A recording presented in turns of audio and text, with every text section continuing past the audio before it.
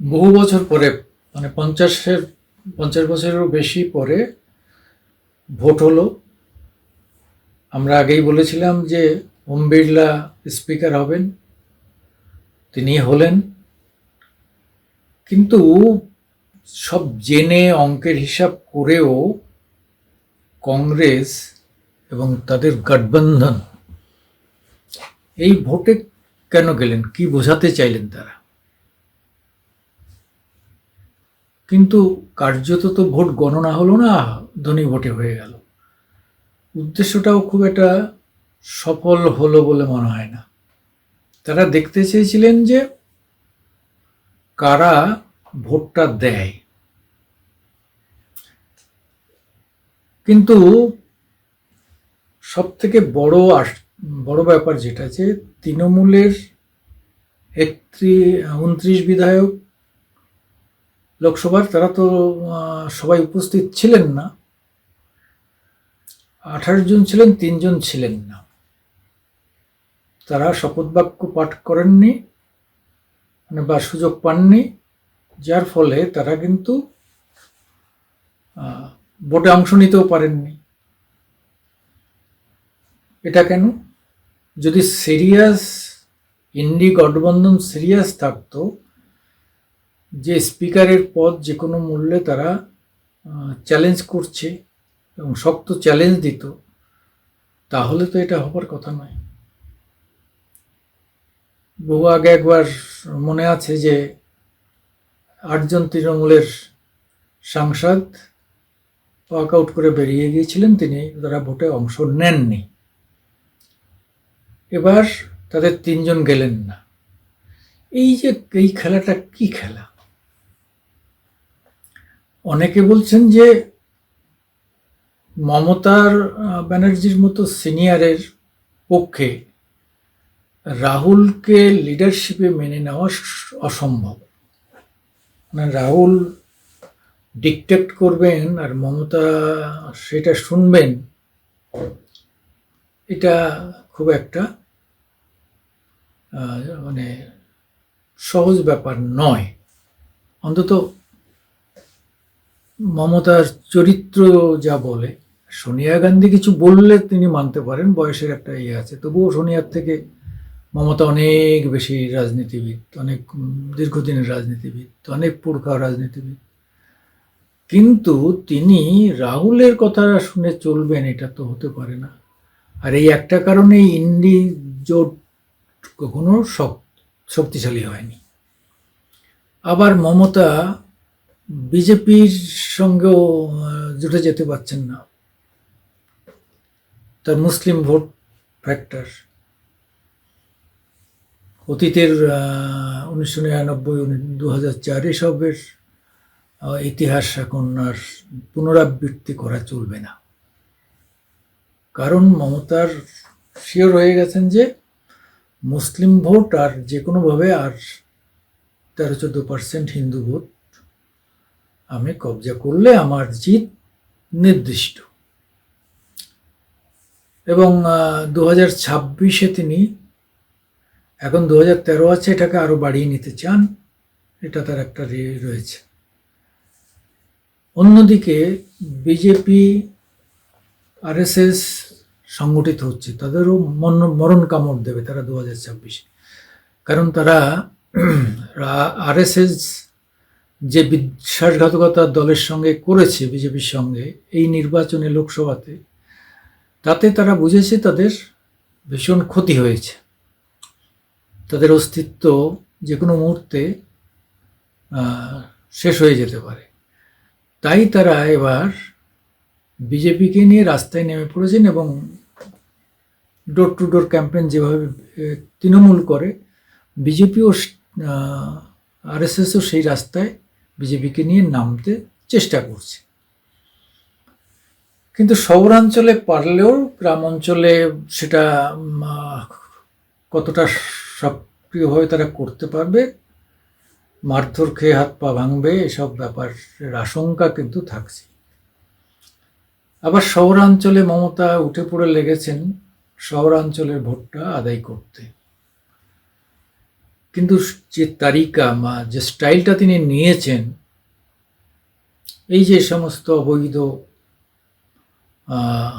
নির্মাণ বা যেটা অকুপাই করে আছে সরকারি জমি, এইগুলোকে তিনি সাফ করছেন। কিন্তু বাস্তব পক্ষে কি এই সাফ করা তার পক্ষে সম্ভব এই পুলিশের দিয়ে?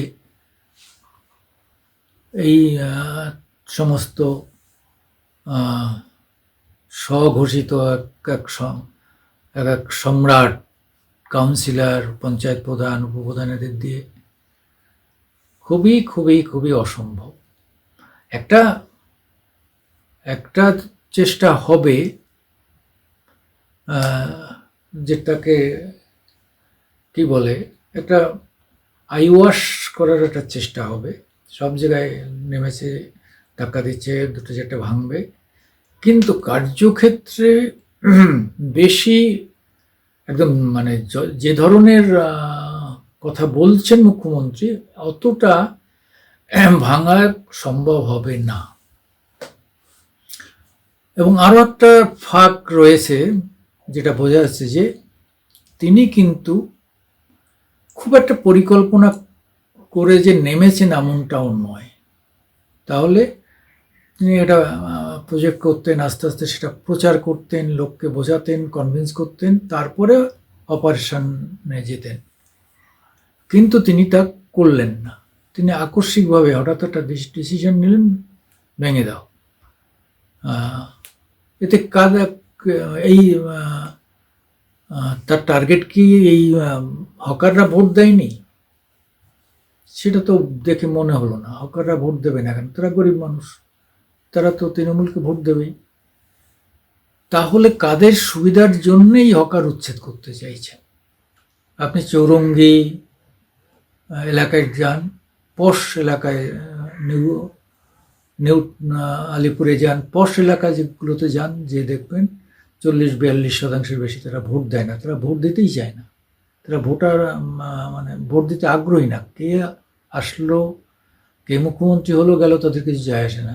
তারা বড় লোক, তারা জানে আমরা কাউকে ধারাই না, কারোর কাছ থেকে ধারও নেই না, ধার শোধেরও কোনো ব্যাপার নেই।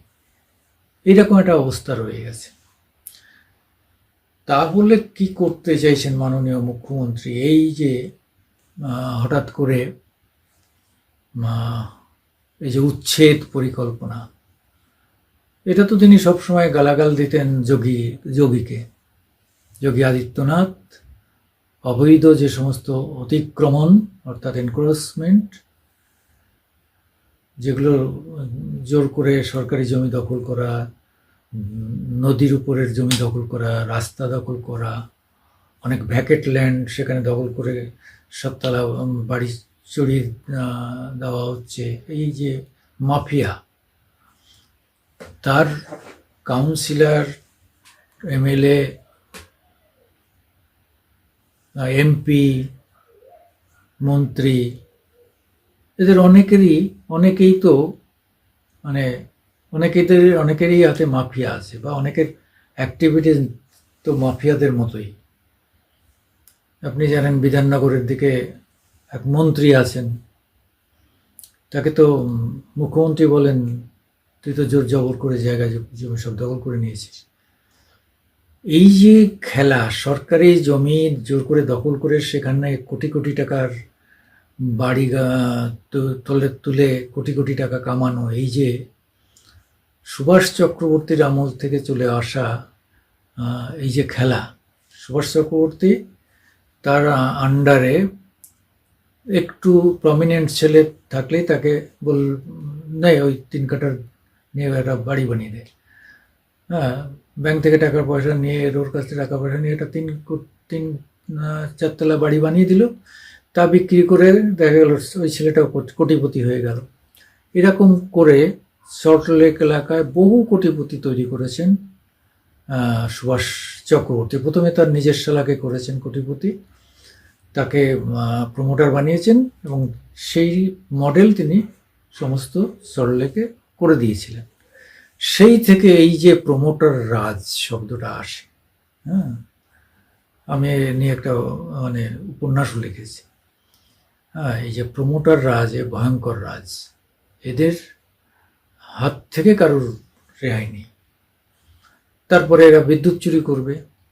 আজকে এই যে এত মোটা বিদ্যুতের বিল আসছে, এটা কেন? এটা নিয়ে আলাদা একটা বলবো যে আজকে বিদ্যুতের বিল মানুষের ঘাড়ে চাপিয়ে কেন দেওয়া হচ্ছে। হ্যাঁ, বিদ্যুৎ 9 টাকা 22 পয়সা ইউনিট, ভাবা যায়? এত এত কেন হবে? এত হাই রেট কেন? সেটা আলাদা একটা ভিডিও করে বলবো। কিন্তু প্রশ্নটা হচ্ছে যে আজকে মানুষের চারিদিক থেকে যে নাকাল হওয়ার অবস্থা, চাকরি নেই, বাকরি নেই, কাজের সুযোগ নেই, কিন্তু দুয়ে নেওয়া মানে সমস্ত জায়গার থেকে সাধারণ মানুষের পকেট শূন্য করে দেওয়ার জন্যে সমস্ত প্রক্রিয়া চলছে। যাই হোক, আমি মামাটি মানুষ ইউটিউবের পক্ষ থেকে আপনাদের সামনে আসি। আমাদের একটু লাইক দেবেন, শেয়ার করবেন এবং সাবস্ক্রাইব করবেন। ধন্যবাদ।